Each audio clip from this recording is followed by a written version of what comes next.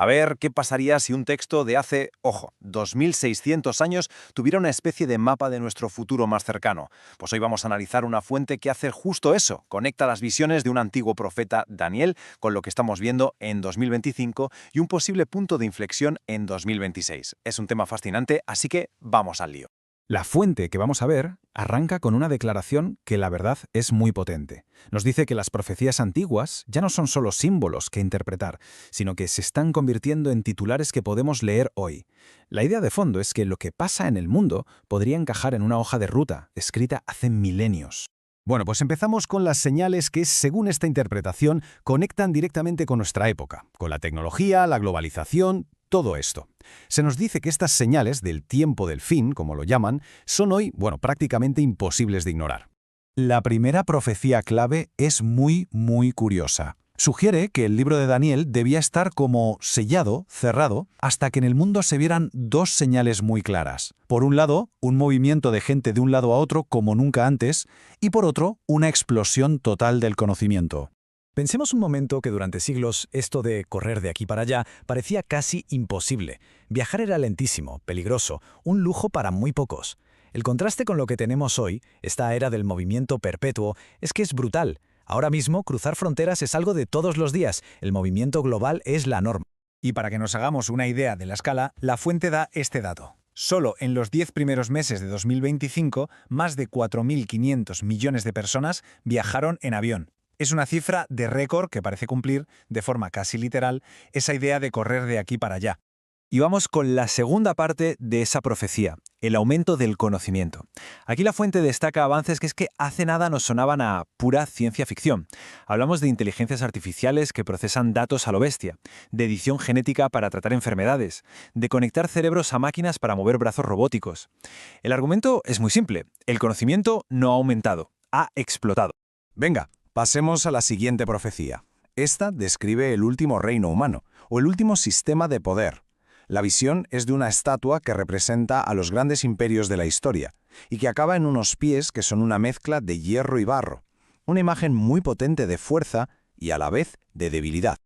Esta diapositiva lo resume genial. El hierro sería la fuerza tecnológica y militar de las grandes alianzas globales que vemos hoy.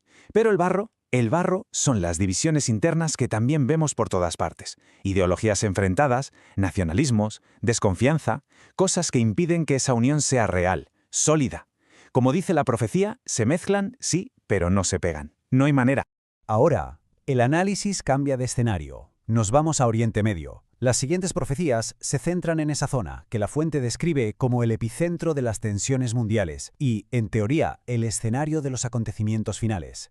Y aquí entramos en una de las profecías más enigmáticas y que más debate ha generado, la abominación desoladora. Es un concepto tan importante que, según los evangelios, el propio Jesús se refirió a ella como una señal clave para el futuro. O sea que la cosa tiene miga.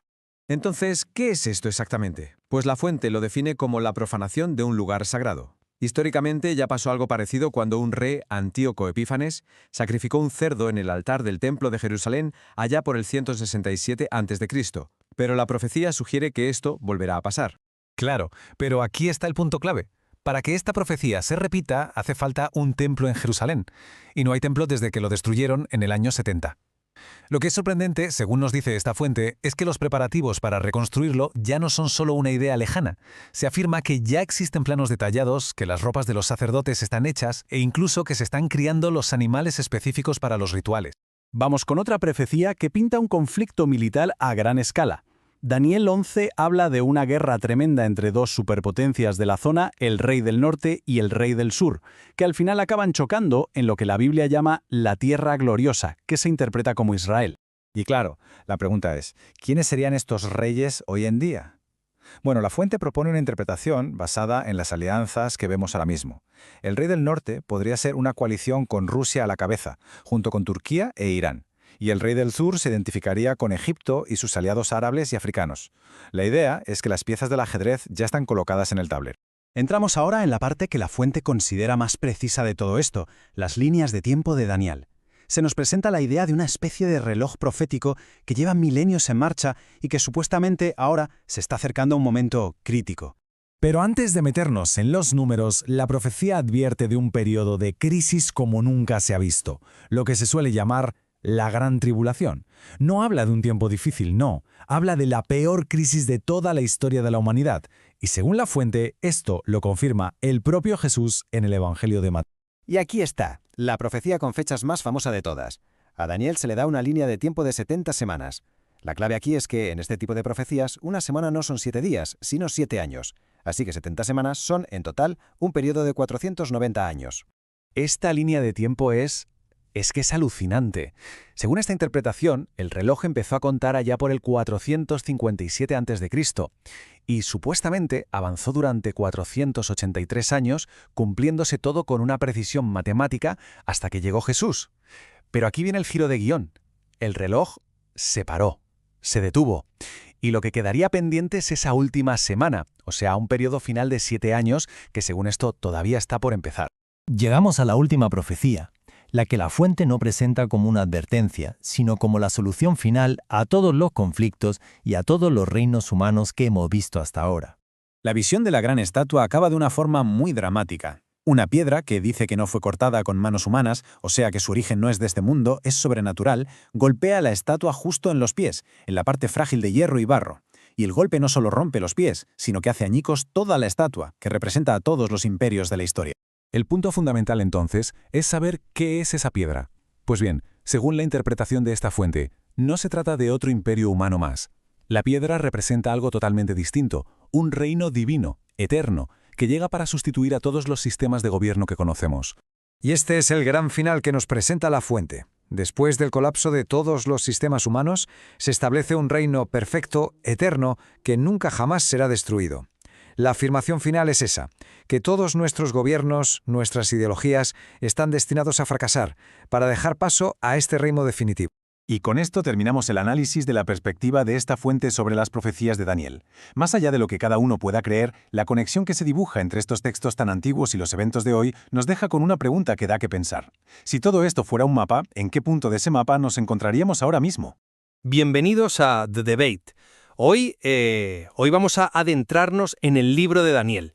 Hablamos de un texto con más de 2500 años de antigüedad, cuyas profecías sobre el auge y la caída de imperios y el llamado tiempo del fin, pues están siendo analizadas bajo una luz completamente nueva, conectándolas con la geopolítica y con la tecnología de nuestro tiempo. Exacto. Y la pregunta central que yo creo queremos debatir hoy es precisamente esa. ¿Pueden estas antiguas profecías ser una hoja de ruta literal para lo que está pasando en el siglo XXI?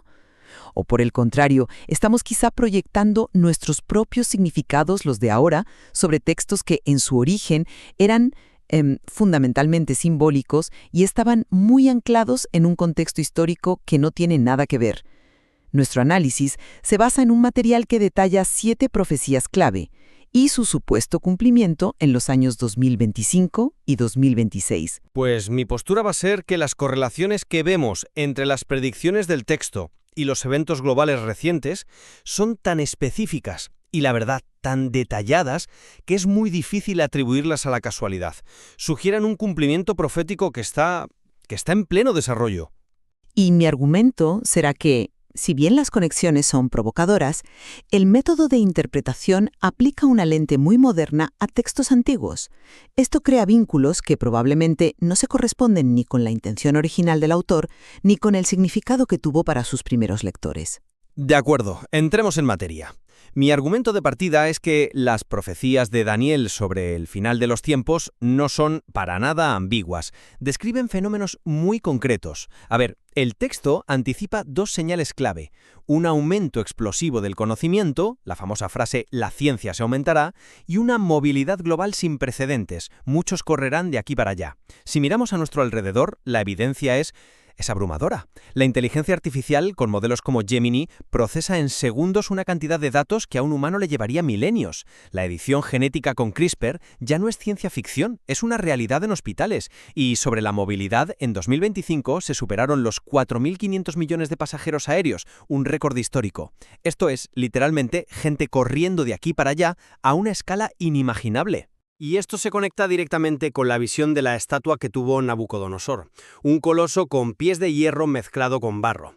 Es que es una metáfora perfecta de nuestro orden mundial, tecnológicamente avanzado y conectado como el hierro, pero a la vez frágil y fracturado por divisiones ideológicas, nacionalismos y desconfianza, como el barro.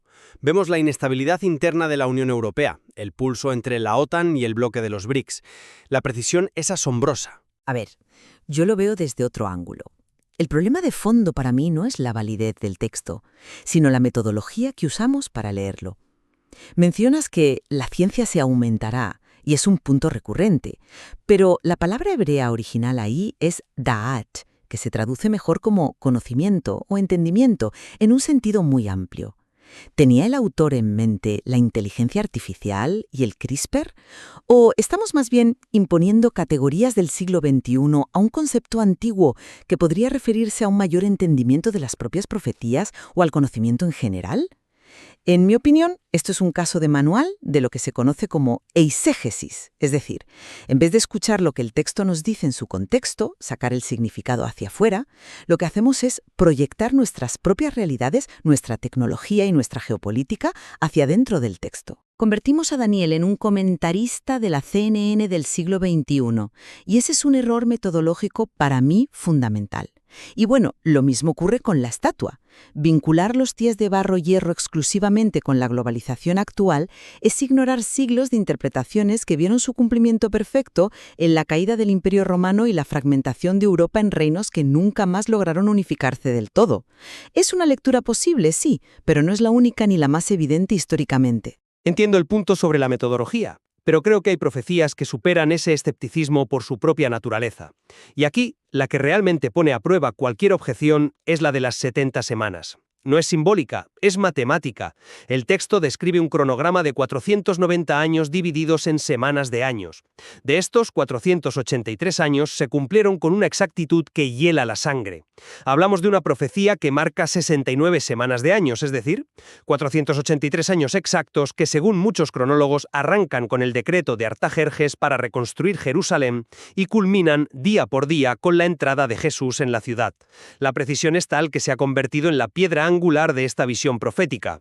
El reloj funcionó a la perfección hasta ese momento, y luego se detuvo con la destrucción del templo en el año 70 después de Cristo. La última semana, un periodo final de 7 años, quedó en suspenso. Por eso el renacimiento del Estado de Israel en 1948 no es un evento geopolítico más, es la reactivación de ese reloj profético. Y los preparativos actuales para un tercer templo en Jerusalén, planos arquitectónicos, vestimentas sacerdotales, incluso la cría de vacas rojas genéticamente puras para el ritual de purificación, son los prerequisitos para que esa última semana comience.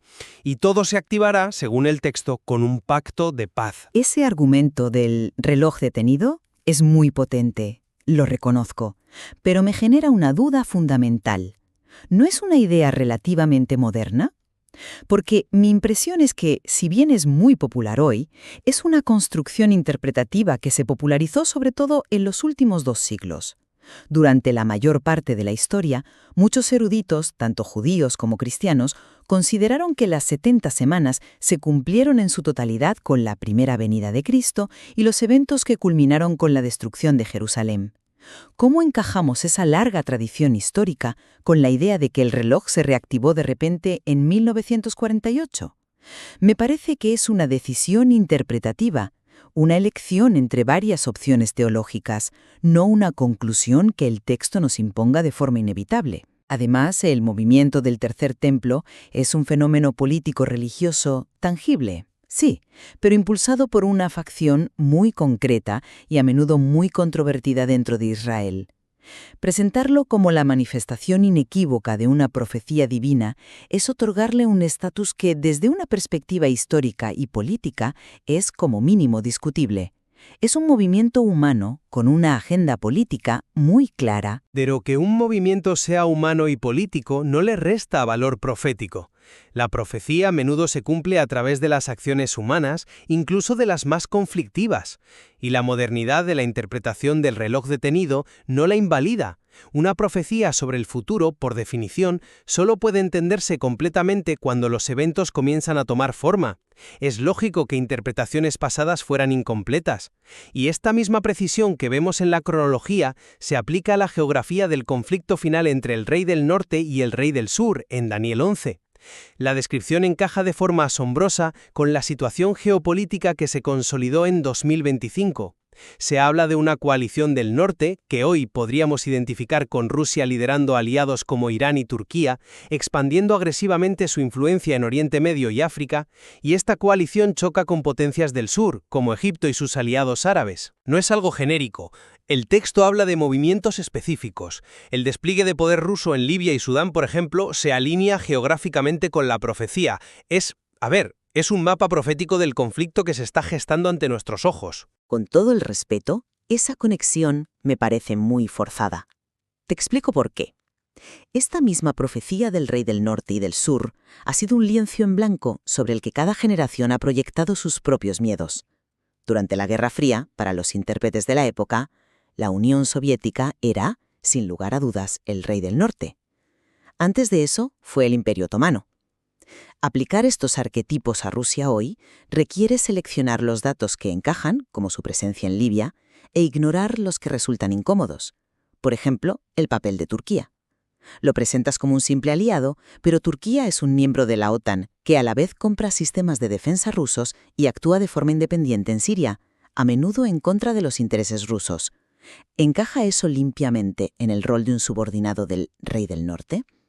Y esto me parece que conecta directamente con lo que decíamos antes sobre la estatua. Estamos aplicando una etiqueta rey del norte, que es rígida como el hierro, a una realidad geopolítica que es fluida, contradictoria y frágil como el barro.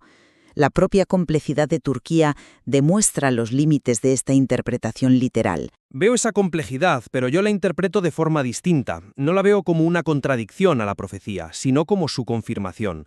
El texto no habla de un bloque monolítico, sino de alianzas que se forman y se rompen. Que Turquía juegue a los bandas no invalida su papel en una coalición del norte, al contrario.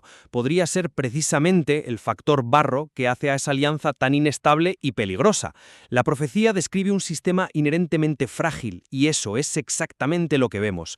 No es una simplificación, es un diagnóstico. Además, aún no hemos hablado del papel de Irán, cuya expansión en la región a través de sus proxies encaja perfectamente con el carácter agresivo del bloque norteño descrito en el texto. Sí, pero si cualquier complejidad o contradicción se reinterpreta como la parte del barro de la profecía, entonces la profecía se vuelve infalsificable. O sea, cualquier dato, encaje o no, puede ser forzado a entrar en el molde. Si Turquía es un aliado leal, confirma la profecía. Si es un aliado poco fiable, también la confirma porque es el barro. Así, la hipótesis se protege de cualquier evidencia en contra. Y esto nos lleva al punto culminante que mencionas en el material, la abominación desoladora. Exactamente. Es la señal definitiva, un concepto que el propio Jesús retoma. Sabemos que tuvo un cumplimiento histórico parcial cuando el rey griego Antíoco Epífanes profanó el segundo templo. Pero el texto y el contexto del Nuevo Testamento sugieren claramente que es un evento que se repetirá a una escala mayor, y el escenario actual es perfecto para ello. Tenemos los preparativos para un tercer templo en el lugar más volátil del planeta, la explanada de las mezquitas o monte del templo. Esto crea las condiciones exactas para que un futuro líder mundial emerja, selle un pacto de paz con Israel que permita la reconstrucción y luego rompa ese pacto profanando el lugar sagrado. Es una secuencia que conduce directamente al desenlace final, la piedra no cortada con mano, identificada casi universalmente en la teología como la venida de Cristo, que aparece, destruye todos los reinos humanos y establece un reino eterno. La secuencia de eventos está claramente delineada: pacto, templo, traición y desenlace. Comprendo la lógica interna de esa secuencia. Es muy coherente. Pero de nuevo, se basa en una serie de supuestos interpretativos que no son los únicos posibles. Primero, asume que la profecía sobre la abominación debe tener un cumplimiento futuro y literal. Sin embargo, existe una corriente teológica muy importante, conocida como preterismo, que básicamente sostiene que la mayoría de las profecías del fin de los tiempos ya se cumplieron en el pasado, concretamente con la caída de Jerusalén en el año 70 después de Cristo. Desde esa perspectiva, la abominación desoladora fue la destrucción del templo por los ejércitos romanos. La profecía ya se cumplió de forma completa y definitiva. No hay nada más que esperar. Segundo, tu argumento interpreta la piedra como un único evento futuro y cataclísmico. Pero, ¿y si no lo es? ¿Y si la piedra representa un proceso que ya se inició con la primera venida de Cristo y el establecimiento de su reino espiritual a través de la Iglesia? Un reino que no será jamás destruido, como dice el texto, pero que coexiste con los reinos humanos hasta el final. Se está optando sistemáticamente por la lectura más literal, futura y dramática, cuando existen otras interpretaciones con una larga y sólida tradición teológica, que son igualmente coherentes con el texto. Respeto esa visión, pero el propio Jesús, al hablar de la abominación desoladora en el Evangelio de Mateo, la describe con señales cósmicas y una tribulación cual no la ha habido desde el principio del mundo, y la conecta directamente con su segunda venida. Para muchos, esto excede con creces la destrucción de Jerusalén en el año 70. Ese evento fue una catástrofe local, pero la descripción de Jesús apunta a un clímax global, lo que refuerza la idea de un cumplimiento futuro. ¿Es un debate teológico clásico? Otros dirían que ese lenguaje apocalíptico era una forma convencional en la literatura judía para describir eventos históricos de gran magnitud, como la caída de una ciudad o un imperio, sin necesidad de interpretarlo de forma literal a escala cósmica. La cuestión es que hay alternativas interpretativas robustas. Bueno, en mi resumen, diría que la convergencia de tantos fenómenos predichos simultáneamente es lo que le da una fuerza extraordinaria a esta interpretación. No es solo la tecnología, ni solo la geopolítica, ni solo los preparativos religiosos en Jerusalén, es todo a la vez. La explosión del conocimiento, la movilidad global, la configuración de alianzas en Oriente Medio y la fragilidad del orden mundial simbolizada por el hierro y el barro. Las piezas encajan de una manera demasiado precisa para ser una mera casualidad o el fruto de una imaginación selectiva. El texto de Daniel nos ofrece un marco para entender la dirección inequívoca hacia la que parece dirigirse el mundo. Por mi parte, insisto en el riesgo del sesgo de confirmación. Las correlaciones son notables y sin duda invitan a la reflexión, pero la historia está llena de intentos en cada generación de hacer encajar los acontecimientos de su propia época en las profecías bíblicas. El lenguaje profético es a menudo simbólico y polivalente, quizá por diseño. Al fijarlo a los titulares de 2025, a la inteligencia artificial o a la OTAN, podríamos estar perdiendo su significado más profundo y atemporal. Una crítica a la soberbia y la transitoriedad de todos los imperios humanos, desde Babilonia hasta hoy, en lugar de una predicción específica sobre chips de silicio o acuerdos de paz en el siglo XXI. Quizá la riqueza de estos textos reside precisamente en su capacidad para generar estas conversaciones. Demuestran cómo los acontecimientos del presente pueden ser analizados desde perspectivas radicalmente distintas, pero igualmente fundamentadas en el mismo material. En eso estoy completamente de acuerdo. Y el material, sin duda, ofrece mucho más para explorar sobre esta compleja y fascinante relación entre profecía, historia e interpretación.